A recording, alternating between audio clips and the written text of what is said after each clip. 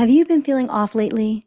Tired, disconnected, and even overwhelmed? You might think it's burnout, but what if it's something deeper? I'm Renu Metta Chang, and I'm here to help you on your path of spiritually awakening, to help you find out what are these old wounds that you have? What is coming up for you that you are ready to release? This is the time to face all of those old wounds that you've been carrying that you don't need anymore. So you can go forward on your path of spiritual awakening.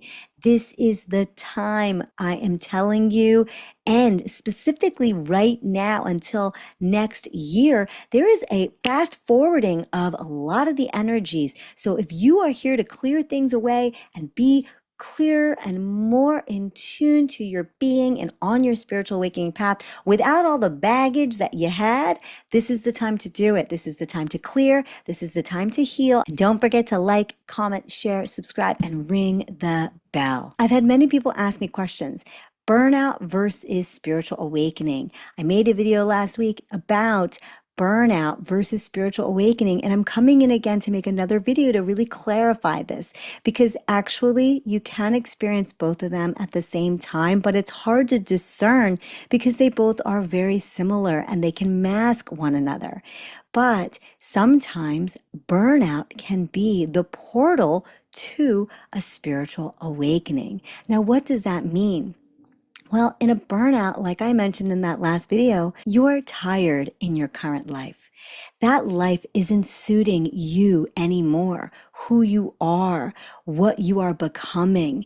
You're more in tune to certain parts of your existence, and that life is not serving you. You're physically drained, but you can't seem to rest fully. You're emotionally raw and sensitive to everything. Sometimes you feel detached, like you're watching your life instead of living your life. The old habits, the old goals, they start to feel meaningless and they don't really resonate with you as deeply as they did. Burnout isn't always just a sign that you need to rest.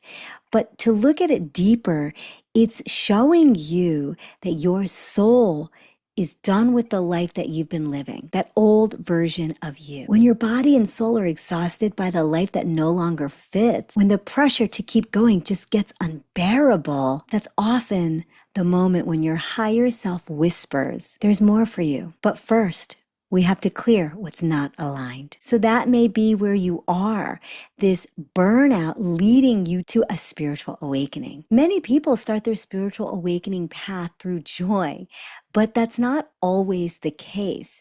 Sometimes there needs to be a collapse.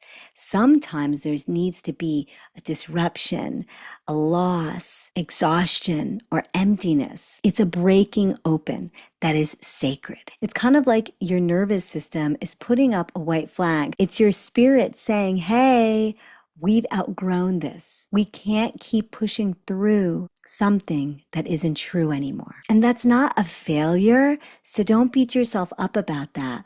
What that is your body showing you that you are ready to evolve for something new. And you start to crave depth and truth and realignment.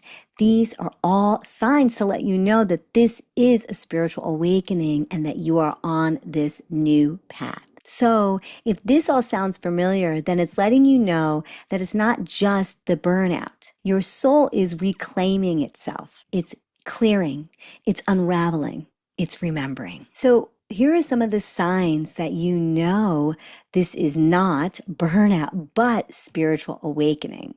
Okay, number one, you're extra sensitive. You feel like your emotions are heightened. Sounds feel louder. Crowds feel heavier. And you get drained easily. This isn't a weakness, but this is your intuition getting heightened and helping you to really experience where you are physically, mentally, emotionally, spiritually in your present moment. It's your intuition waking up. Your energy is becoming more attuned to what you have going on around you. For example, a lot of people, when they are spiritual awakening, they don't really like to go to places where there's just so many people.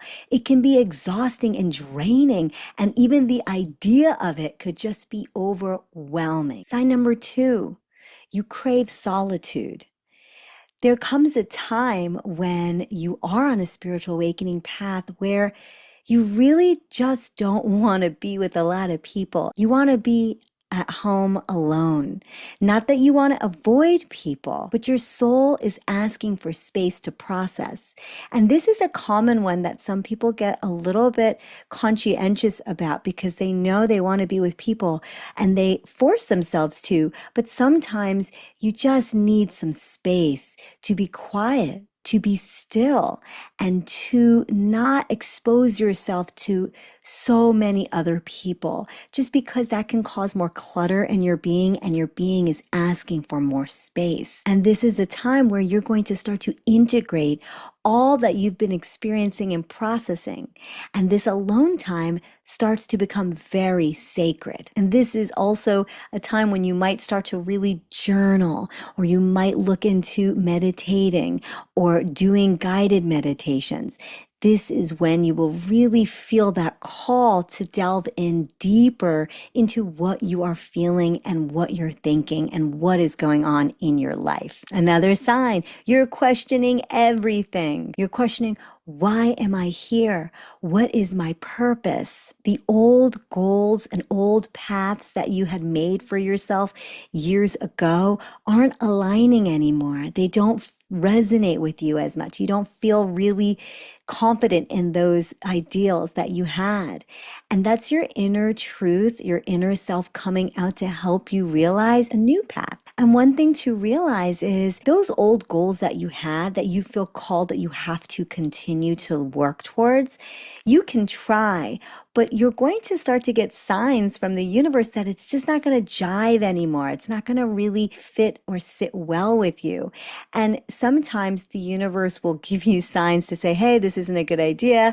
And then sometimes the universe might kind of force you to realize, okay, this is not where you should be going. And now we're helping you to go towards a new path. The next sign is that your emotions are all over the place. One minute you are super inspired, and then the next minute you might be in tears. This emotional roller coaster isn't instability. Your body is becoming more in tune to what you're feeling.